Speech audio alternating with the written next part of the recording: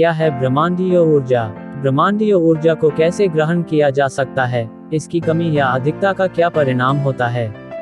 आइए जानते हैं। मनुष्य स्वयं ब्रह्मांडीय ऊर्जा को ग्रहण नहीं कर सकता है। मनुष्य के शरीर में आज्ञा चक्र में स्थित आत्मा स्वयं ब्रह्मांडीय ऊर्जा को ग्रहण करती है। जब मनुष्य का मन शून्य अवस्था में होता है, केवल तभी आत्मा ब्रह्मांडीय ऊर्जा को ग्रहण कर सकती है।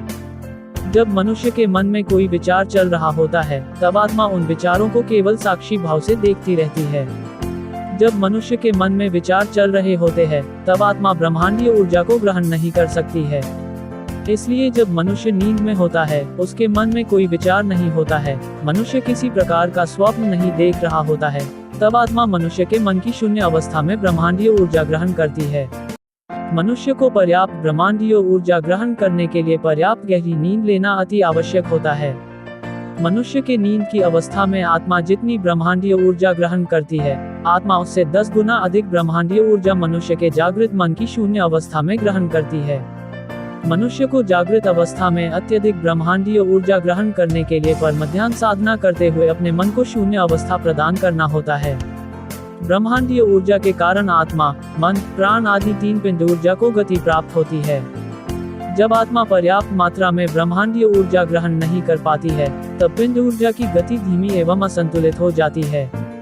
जब मनुष्य के शरीर में मौजूद पिंड ऊर्जा की गति धीमी एवं असंतुलित हो जाती है, तब मनुष्य की रोग प्रतिरोधक शक्ति, कार्यशक्ति, विवेक बुद्धि कम हो जाती है। मनुष्य के ऊर्जा चक्र बिगड़ जाते हैं। मनुष्य अपनी भावनाओं पर नियंत्रण खो देता है। परिणाम स्वरूप मनुष्य को विभिन्न मानसिक एवं शारीरिक विकार होने लगते हैं। जब मनुष्य किसी भी प्रकार के शारीरिक एवं मानसिक विकार से ग्रसित हो जाता है, तब मनुष्य को अत्यधिक नींद लेना और ध्यान साधना करना आवश्यक होता है। नींद और ध्यान साधना से मनुष्य की आत्मा ब्रह्मांडीय ऊर्जा को अत्यधिक मात्रा में ग्रहण करती है और पिंड ऊर्जा को पर्याप्त गति प्रदान करती है, जिससे मनुष्य के शरीर में रोग प्रतिरोधक शक्ति एवं विवेक बुद्धि में बढ़ोतरी होती है और मनुष्य बहुत ही जल्द शारीरिक एवं मानसिक रूप से स्वस्थ एवं निरोगी हो जाता है। जिस प्रकार ईश्वर ब्रह्म द्वारा सृष्टि के आकाश, वायु, अग्नि, जल, भूमि आदि 5 तत्वों से निर्मित शरीर को सक्रिय एवं स्वस्थ रखने के लिए निरंतर भोजन, जल, वायु आदि की आवश्यकता होती है, उसी प्रकार ईश्वर द्वारा निर्मित आत्मा, मन, प्राण आदि 3 पिंड ऊर्जा को सक्रिय एवं स्वस्थ रखने के लिए निरंतर ब्रह्मांडीय ऊर्जा की आवश्यकता होती है।